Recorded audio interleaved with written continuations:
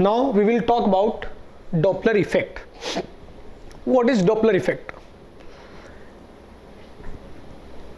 अगर आप किसी हॉर्न बजाती हुई गाड़ी की ओर जा रहे हैं तो आपको जो साउंड की फ्रीक्वेंसी सुनाई देती है वो थोड़ा सा उस फ्रीक्वेंसी से अलग होती है जो एक्चुअल में फ्रीक्वेंसी आ रही है। या यदि आप किसी गाड़ी से आने वाले साउंड से दूर जा रहे हैं तो आपको फ्रीक्वेंसी जो सुनाई देगी वो फ्रीक्वेंसी आने वाली फ्रीक्वेंसी से कुछ अलग होगी। इस फिनोमिना को हम डॉपलर इफेक्ट कहते हैं। It means when there is a relative motion, when there is a relative motion between source of sound and observer of sound, sound को सुनने वाला और साउंड को जनरेट करने वाला, या लिसनर आप लिख सकते हैं, listener of sound, then there will be some difference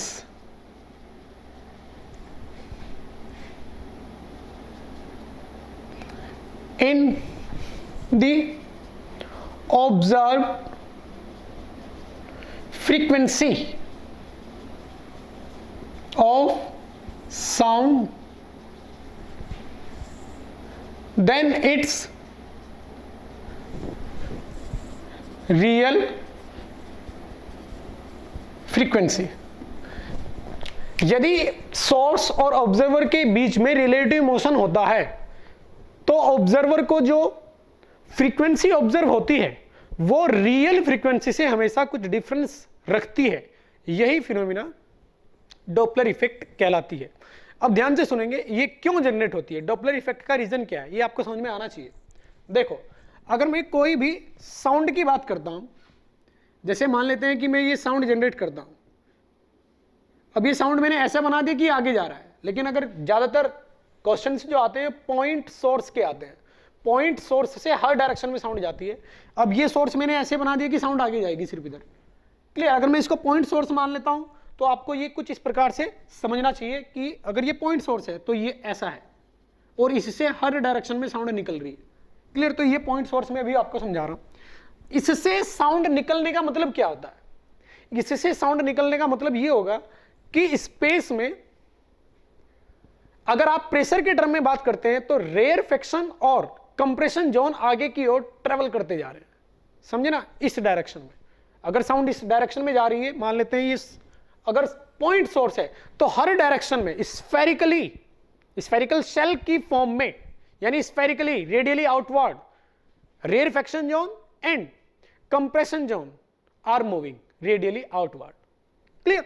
अगर ये पॉइंट सोर्स है तो मैं इसको अभी पॉइंट सोर्स ही मान रहा हूं और इसका इस साइड का फोटो आपको दिखा रहा हूं। आप बड़े ध्यान से ये समझेंगे।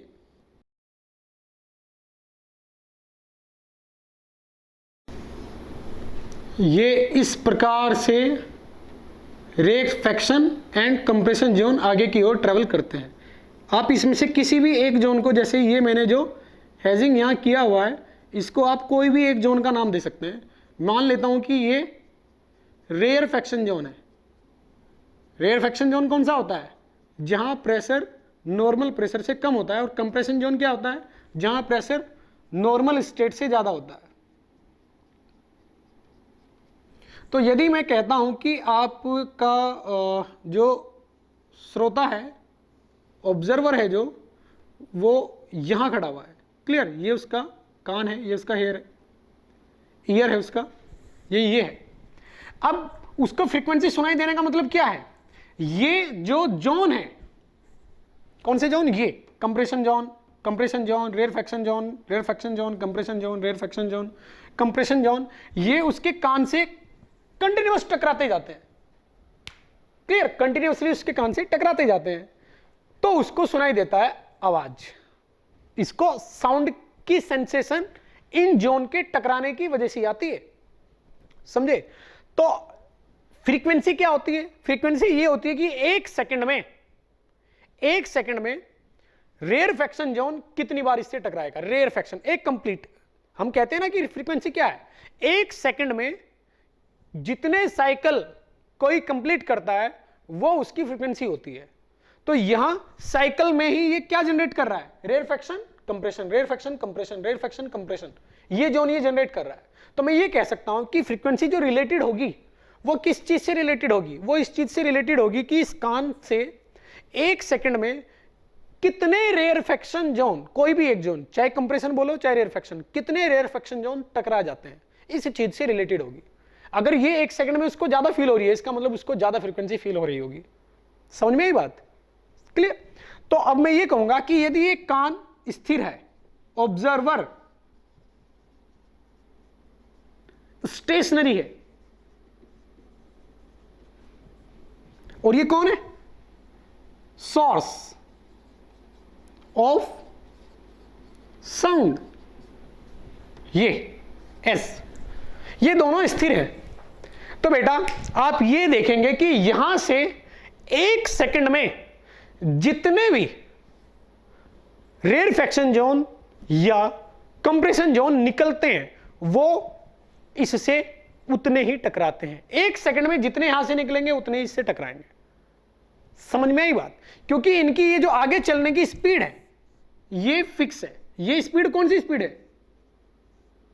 ये स्पीड है साउंड की स्पीड, जो हम कहते हैं ना speed of sound in air, वही स्पीड है। रेयरफेक्शन जोन के आगे चलने की स्पीड या कंप्रेशन जोन के आगे चलने की स्पीड वही है जो हम कहते हैं speed of sound in air. तो वो फिक्स है। यहां से एक सेकंड में जितने रेयरफेक्शन जोन निकलेंगे वही एक सेकंड में इससे टकराएंगे। तो यदि ये दोनों स्थिर हैं तो इसको वही फ्रीक्वेंसी सुनाई देगी जो यहां से फ्रीक्वेंसी जनरेट होगी। क्लियर? अब दूसरा केस, यदि मैं कहता हूं कि सोर्स स्टेशनरी है और ये चल रहा है, ये किस डायरेक्शन में? इस डायरेक्शन में चल रहा है। तो यदि ये इस डायरेक्शन में चल रहा है तो एक सेकंड में अब जो रेयरफेक्शन जोन इसके कान से टकराएंगे, आपको क्या लगता है ज्यादा होंगे या कम होंगे? बोलो। बिल्कुल ज्यादा होंगे। अब इसके रिलेटिव में देखो ना, इन आने वाले रेयरफेक्शन जोन की स्पीड इसकी और ज्यादा बढ़ जाएगी। रिलेटिव मोशन से सोचो, इसकी अपनी स्पीड भी है और कुछ उनकी भी स्पीड है जो इसके और आ रहे हैं। तो अब एक सेकंड में अगर ये पहले स्टेट में यहां तक एक सेकंड वाले जोन आते हैं, मान लेते हैं ये एक सेकंड तक यहां पहुंच जाता है, एक सेकंड तक ये यहां पहुंच जाता है, कौन सी स्टेट में? स्थिर होने की स्टेट में। लेकिन इस स्टेट में जब ये कान भी आगे जाएगा एक सेकंड में, तो एक सेकंड में ये तो आगे जाएगा ही, ये भी आगे आ चुका होगा। समझे ना? ये इतनी डिस्टेंस कवर कर लेंगे, ये तो आगे आ ही चुका होगा एक सेकंड में, लेकिन कान भी आगे जाएगा। तो ये 4 रेयरफेक्शन जोन को अपने डिस्टेंस में, क्योंकि अब ये ज्यादा डिस्टेंस चलेगा, कुल मिला के मैं ये कहना चाह रहा हूं अब ये डिस्टेंस ज्यादा कवर करेगा। कौन सी वाली डिस्टेंस? जिसमें रेयरफेक्शन जोन ज्यादा आएंगे, उस डिस्टेंस की बात कर रहा हूं मैं।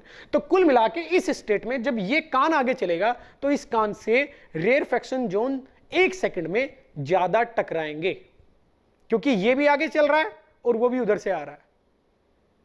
क्लियर? आप ये चीज फील कर सकते हैं। शांति से सोचो कि अगर ये खड़ा हुआ है एक सेकंड में, मान लेते हैं ये आया, ये 3 आ जाते हैं एक सेकंड में, और अगर ये चलता है तो एक सेकंड में ये तो टकराएंगे ही टकराएंगे इससे। अब ये यहां आ चुका होगा तो वो भी इससे टकराएगा। क्लियर? क्या बोला मैंने? मान लेते हैं कि एक सेकंड में ये अगर रुका हुआ था कान, तो ये 3 इससे टकरा जाते हैं, मान लेते हैं ये चीज। क्लियर? तो अगर मैं ये कहता हूं कि इस कान की भी स्पीड उतनी है जितनी इनकी है, या उससे आधी है, आधी भी मान सकते हो आप, तो क्या करोगे आप? जब एक सेकंड होगी तो ये तो इससे टकरा ही जाएंगे, लेकिन ये कान आगे भी जाएगा। जब ये कान आगे जाएगा तो ये यहां आ चुका होगा और ये इससे टकराएंगे। समझे ना? ये ऑब्जर्वर यहां जा चुका होगा और ये इससे टकरा चुका होगा। तो अब जो टकराने वाले रेयरफेक्शन जोन है इस स्टेट में वो कान से ज्यादा है, यानी अब ऑब्जर्वर से टकराने वाले रेयरफेक्शन जोन ज्यादा आएंगे। तो हम ये कह सकते हैं कि इस स्टेट में नंबर ऑफ साइकिल ज्यादा होंगे या ऑब्जर्व्ड फ्रीक्वेंसी ज्यादा आएगी। सेम इसका अपोजिट भी सत्य है। यदि आप कान को पीछे लेके जाते हैं, यानी ऑब्जर्वर दूर जाता है सोर्स से, साउंड वेव की डायरेक्शन में जाता है। तो इस स्टेट में जो कान से टकराने वाले 1 सेकंड में रेयरफेक्शन जोन है वो कम हो जाएंगे। अब हमें ऑब्जर्व्ड फ्रीक्वेंसी कम नजर आएगी। क्लियर? तो इस तरीके से आप समझा सकते हो, ये चीजें आपकी समझ में आएंगी। अब और केस क्या संभव है कि मैं कान को रोक देता हूं, ऑब्जर्वर को रोक देता हूं, ऑब्जर्वर स्टेशनरी है, ये मूविंग है, ये चल रहा है, ये चल रहा है। तो इस स्टेट में, इसके चलने वाली स्टेट में 1 सेकंड में अगर ये रुका हुआ होता तब ये 3 इससे टकराते, लेकिन चलने वाली स्टेट में 1 सेकंड में ज्यादा टकराएंगे। क्योंकि आप ये सोचो कि जब ये पहले वाला इंपल्स यहां से जनरेट हुआ होगा, उसके जनरेशन के बाद ये वाला इंपल्स उतना पीछे से जनरेट नहीं होगा, कुछ आगे से जनरेट होगा, क्योंकि सोर्स आगे जा रहा है, क्योंकि सोर्स भी चल रहा है। समझे क्या बोला हूं मैं? कि जब ये जनरेट हुआ, मान लेते हैं किसी इंस्टेंट पे ये जनरेट हुआ, अगर ये रुका हुआ है तो इनके बीच में ये गैप फिक्स रहेगा, लेकिन अगर ये चल रहा है तो ये गैप फिक्स नहीं होगा, ये कम हो जाएगा। जैसे ये जनरेट हुआ तो जब ये जनरेट होगा ये आगे जा चुका होगा, तो ये गैप, ये वाला इंपल्स इससे कम डिस्टेंस पे होगा। इसका मतलब नॉर्मल स्टेट में यदि 3 आते हैं तो इसके चलने वाली स्टेट में यहां 3 से ज्यादा आएंगे रेयरफेक्शन जोन। इसका मतलब तो भी फ्रीक्वेंसी मुझे ज्यादा नजर आएगी। तो एक तो ये तरीका है जो मैंने आपको समझाया कि हमें ऑब्जर्व्ड फ्रीक्वेंसी ज्यादा नजर आती है। और अगर मैं न्यूमेरिकल वे की बात करता हूं, न्यूमेरिकल में एक फॉर्मूला जनरेट किया जाता है। यहां अलग अलग केस भी लोग समझते हैं, 4 केस बना के इसको पढ़ते हैं। मैं एक फॉर्मूला आपको बता देता हूं। वो फॉर्मूला क्या है कि observed frequency n dash will be real frequency n naught velocity of sound minus velocity of observer upon velocity of sound minus velocity of source. ये एक फॉर्मूला आप याद रखें। जो मैंने ये लिखा हुआ ये एरो के साथ है।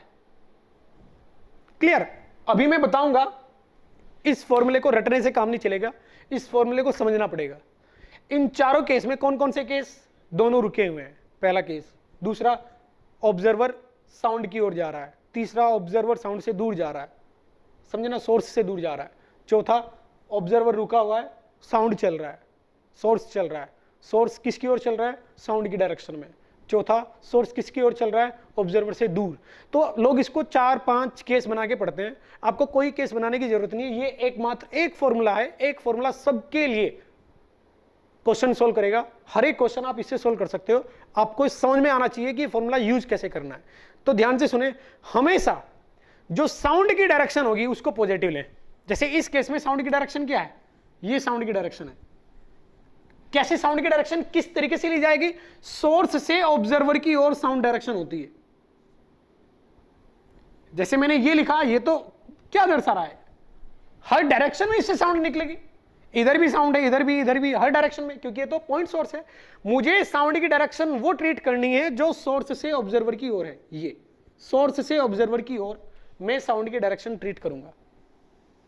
अदरवाइज साउंड हर डायरेक्शन में निकल रही है, लेकिन मेरे लिए जब मैं क्वेश्चन सॉल्व करूंगा, सोर्स से ऑब्जर्वर की ओर क्या होगी? साउंड की डायरेक्शन। अब साउंड की डायरेक्शन में अगर इनमें से कोई सी भी वेलोसिटी है तो उसको आप पॉजिटिव लिखोगे। आई बात समझ में? अगर साउंड की डायरेक्शन में कोई सी भी वेलोसिटी है तो उसको आप पॉजिटिव लिखोगे, और यदि साउंड के अपोजिट डायरेक्शन में है तो उसको आप निगेटिव लिखोगे। तो याद रखना, साउंड की डायरेक्शन में we will take sign of all velocities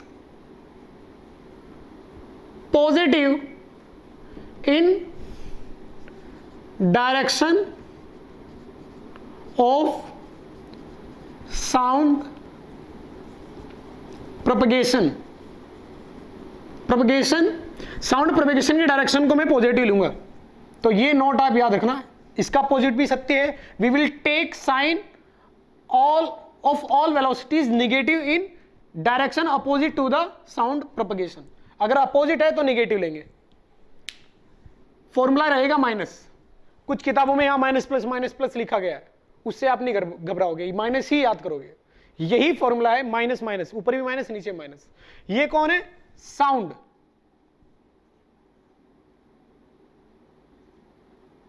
और ये कौन है? ऑब्जर्वर। ये कौन है? सोर्स। ये साउंड की स्पीड, साउंड की स्पीड। ये कौन है? ऑब्जर्वर की स्पीड। ये कौन है? सोर्स की स्पीड। क्लियर? साउंड की डायरेक्शन में पॉजिटिव, अपोजिट डायरेक्शन में नेगेटिव। एक बार चेक कर लेते हैं क्या ये फॉर्मूला सही है, एक बार चेक कर लेते हैं। देखो इस पे ही चेक करते हैं। मैंने अभी आपको समझाया कि यदि ये कान सोर्स की ओर जाता है, यदि कान सोर्स की ओर जाता है तो हमें 1 सेकंड में ज्यादा रेयरफैक्शन टकराते हैं, कान से ज्यादा रेयरफैक्शन टकराते हैं, इसका मतलब ज्यादा फ्रीक्वेंसी सुनाई देती है। क्लियर? तो हम देखते हैं कि ये एन डैश रियल से ज्यादा आता है, कम आता है इस स्टेट में जब हम ऑब्जर्वर को चलाते हैं किसकी ओर? सोर्स की ओर, यानी अपोजिट डायरेक्शन में। ऑब्जर्वर ये है, तो यदि मैं इसकी कुछ भी स्पीड रखता हूं, मान लेते हैं ए स्पीड रखते हैं, तो मैं क्या लिखूंगा? N naught velocity of sound, वो एक कांस्टेंट आएगा। वेलोसिटी ऑफ साउंड ये कांस्टेंट आएगा, velocity of sound. Velocity of sound यदि आपको दी जाती है कि 330 मीटर पर सेकंड है velocity of sound in air, velocity of sound in air इतना है, मैं इस डायरेक्शन को पॉजिटिव ले रहा हूं, तो यानी ये दोनों पॉजिटिव है। ये इसका साइन नहीं देखोगे आप इन दोनों का, ये तो वेलोसिटी ऑफ साउंड है। अगर एयर रुका हुआ है तो ये तो हर डायरेक्शन में जाएंगे, और इसी को मैं पॉजिटिव ले रहा हूं, इसी चीज को तो मैं पॉजिटिव ले रहा हूं, वेलोसिटी ऑफ साउंड को तो मैं पॉजिटिव ले रहा हूं। क्लियर? तो ये क्या है? वेलोसिटी ऑफ साउंड एक कांस्टेंट वीएस। इसमें तब फर्क आ सकता है इस टर्म में जब आपको बोला जाए कि एयर अपोजिट चल रही है, एयर साउंड के ट्रेवल के अपोजिट चल रही है, तब आपको एयर की वेलोसिटी इसमें से घटानी पड़ती है, उसको बोलते हैं विंड इफेक्ट। कुछ क्वेश्चन में ऐसा होता है, वो बोलेगा कि एयर की भी स्पीड है, साउंड की डायरेक्शन में है, ये साउंड के अपोजिट। अगर साउंड की डायरेक्शन में है तो आप साउंड की डायरेक्शन में ऐड कर दोगे एयर की स्पीड, साउंड की वेलोसिटी में ऐड कर दोगे एयर की स्पीड। और यदि एयर की स्पीड साउंड की डायरेक्शन के अपोजिट है तो बेटा साउंड की वेलोसिटी से आप घटा दोगे एयर की स्पीड। तो ये वीएस ये जो यहां लिखा हुआ है स्पीड ऑफ साउंड सिर्फ एयर की स्पीड से बढ़िया घट सकता है। वो क्वेश्चन में कुछ क्वेश्चन ऐसे होते हैं जिनमें दिया जाता है एयर की स्पीड भी, अदरवाइज एयर की स्पीड हम 0 मान के चलते हैं। तो मुझे पता है ये 330 है, ये 330 है, कांस्टेंट है। अब बात करता हूं जो मैंने अभी बताया कि ये अगर ऑब्जर्वर साउंड की ओर जाता है किसी वेलोसिटी ए से, तो मैं लिखूंगा -a। अपोजिट जा रहा है तो इसको क्या लिखूंगा? -a। सोर्स रुका हुआ है तो इसको लिखूंगा 0। तो अब ये देखते हैं कि ये अमाउंट बड़ा आया है छोटा आया। अगर ये अमाउंट 1 से बड़ा है तो इसका मतलब एन डैश मुझे बड़ा नजर आएगा, और ये अमाउंट अगर 1 से छोटा है तो एन डैश मुझे एन नोट से छोटा नजर आएगा। क्लियर? तो ये देखते हैं वीएस प्लस ए अपॉन वीएस आ रहा है, और ये अमाउंट 1 से बड़ा है 1 प्लस ए बाई वीएस। इसका मतलब जो एन डैश है ये एन डैश ये एन नोट से बड़ा है, क्योंकि ये अमाउंट 1 से बड़ा आ रहा है, ये मल्टीप्लायर 1 से बड़ा है। तो इसका मतलब ये फॉर्मूला मैंने आपको बिल्कुल सही तरीके से समझाया। ये आप अपने आप को इस तरीके से क्रॉस चेक कर सकते हो। अगर ये सोर्स इधर जा रहा है तो भी मैंने बोला था ऑब्जर्व्ड फ्रीक्वेंसी ज्यादा आएगी। इसको भी चेक कर लेते हैं, देखो किस तरीके से अप्लाई करते हैं। अब की बार मैं कहता हूं ये रुका हुआ है, तो ये अगर रुका हुआ है तो ये आएगा 0, यहां भी एन नॉट, ये फिर से सेम -0 वीएस। सोर्स चल रहा है साउंड की डायरेक्शन में, मान लेते हैं बी वेलोसिटी से चल रहा है, तो अब क्या लिखेंगे? -+b, क्योंकि किसकी डायरेक्शन में चल रहा है? साउंड की डायरेक्शन में चल रहा है। तो ये क्या आया इस बार? N not VS -b। और ये देखो फिर ये अमाउंट 1 से बड़ा है, ये बॉक्स में जो अमाउंट है ये 1 से बड़ा है, VS upon VS minus b. Denominator VS से छोटा है, डिनोमिनेटर छोटा है किससे? क्या बोलते हैं इसको? रिनोमिनेटर, उससे छोटा है, यानी हर अंश से छोटा है। अगर हिंदी में बोला जाए, ये नीचे जो लिखा हुआ है ऊपर वाले से छोटा है, इसका मतलब ये टर्म 1 से बड़ा है, इसलिए ऑब्जर्व्ड फ्रीक्वेंसी रियल फ्रीक्वेंसी से ज्यादा आएगी। तो इस तरीके से अपने आप को आप क्रॉस चेक कर सकते हो। ये जो चीज मैंने आपको बताई थी कि कान आगे जाएगा या रुका होगा, पीछे जाएगा, इसको बड़े अच्छे से आपको घर बैठ के इमेजिन करना है। नहीं, अगर ये समझ में आता है, इसको इमेजिन नहीं कर पा रहे हो आप, तो मुझसे आप व्हाट्सएप पे बात कर सकते हो, मैं आपको इमेजिन कराने की पूरी कोशिश करूंगा। ये आसान है, आना चाहिए आपको ये समझ में। क्लियर? कुछ एडवांस लेवल के क्वेश्चन इस पॉइंट पर फ्रेम किए जाते हैं जो मैंने ये आपको बताया, लेकिन मेंस और नीट की मैं बात करता हूं तो आपको अगर ये फॉर्मूला आता है तो आप मैक्सिमम क्वेश्चन कर लोगे, लेकिन एडवांस पे वो इस फीलिंग पे क्वेश्चन फ्रेम करता है। क्लियर? एक टर्म आता है यहां सुपरसोनिक जेट, सुपरसोनिक साउंड, समझे ना। सुपरसोनिक साउंड जैसी एक बात आपने सुनी होगी, वो क्या होता है? वो ये होता है कि अगर कोई सोर्स ऐसा है कि जो साउंड की वेलोसिटी के ऑर्डर की स्पीड रखता है, साउंड की वेलोसिटी जो एयर में होती है उसके ऑर्डर की वो स्पीड रखता है, जैसे 330 मीटर पर सेकेंड, 330 मीटर पर सेकेंड, 330 मीटर पर सेकेंड के अराउंड वेलोसिटी होती है साउंड की एयर में। अगर इसकी ऑर्डर की कोई भी इंस्ट्रूमेंट, कोई भी ऑटोमोबाइल अगर स्पीड रखता है तो उसको हम सुपरसोनिक वेलोसिटी कह सकते हैं, सुपरसोनिक इंस्ट्रूमेंट कह सकते हैं। उसमें क्या होगा कि जैसे ही ये आगे चलेगा, मैं जानता हूं कि 1 सेकंड में ये कितना चलेगा, यहां आएगा इंपल्स, क्योंकि 1 सेकंड में ये आगे कितना चलेगा, वो किसकी वेलोसिटी है, साउंड की वेलोसिटी। और साउंड की वेलोसिटी क्या है, इस इंपल्स के आगे जाने की वेलोसिटी। तो 1 सेकंड में ये इंपल्स जितना आगे जाएगा उतना ही ये आगे आ चुका होगा। समझिए, दोबारा सुनना, यहां से एक इंपल्स निकला, वो 1 सेकंड में कुछ डिस्टेंस चला, तो 1 सेकंड में अगर ये सोर्स चल रहा है और इसकी वेलोसिटी भी साउंड की वेलोसिटी के बराबर है, तो ये कहां आ चुका होगा, बिल्कुल इसकी पोजीशन पे आ चुका होगा। ऐसा नहीं होगा कि इस सोर्स को ये फील होगा कि ये आगे गया है। ये कुछ ऐसी कहानी है कि मेरे पास राइफल है, मैं भी चल रहा हूं और राइफल से मैंने शूट भी किया, समझे, राइफल से मैं शूट करते जा रहा हूं और जो बुलेट शूट हो रही है कंटिन्यूअसली, उस बुलेट की वेलोसिटी जो है वही वेलोसिटी मेरी है। आई बात समझ में? तो मैं जैसे ही पहली बुलेट शूट करूंगा मेरी वेलोसिटी वही है, इसका मतलब मैं उसके पीछे पीछे चल रहा हूं, जस्ट उससे कांटेक्ट में चल रहा हूं। फिर दूसरी बुलेट से मैं फायर करूंगा, फिर एग्जैक्टली उसके पीछे पीछे चल रहा हूं, तीसरी करूंगा, तो आपको ऐसा फील होगा कि यहां सारे के सारे इंपल्स एक पॉइंट पे आ जाएंगे, एक पॉइंट पे सारे के सारे इंपल्स आ जाएंगे। तो अब उस पॉइंट को बहुत सारा इंपल्स एक साथ फील होगा, यानी उसको बहुत सारी एनर्जी फील होगी। तो जब कभी सुपरसोनिक जेट बिल्डिंग के करीब से गुजरते हैं तो उसकी आवाज से, वहां से जो बूम निकलता है, उन बूम से जो बिल्डिंग्स के शीशे होते हैं वो टूट जाते हैं, क्योंकि उनसे बहुत ही ज्यादा एनर्जी बल्क में निकलती है। क्लियर? किस वजह से, जो मैंने अभी बताया कि उसमें क्या होता है कि जितना एक इंपल्स आगे गया उतना ही सोर्स उसके पास आ जाता है, फिर एक इंपल्स निकलता है, तो एक पॉइंट पे बहुत सारे इंपल्स जाके टकराते हैं, बहुत सारे इंपल्स एक पॉइंट से निकलते हैं या एक पॉइंट पे जाके टकराते हैं, तो जिससे कि बहुत ज्यादा एनर्जी फील होती है उस पॉइंट को जहां से वो इंपल्स टकरा रहे हैं। तो ये सुपरसोनिक जेट का कॉन्सेप्ट होता है, एक बार इसको रीड करें। क्लियर? और जैसे कि मैंने बताया कि आपको कोई भी अगर इसमें डाउट है तो आप मुझसे व्हाट्सएप पे डिस्कस कर सकते हैं।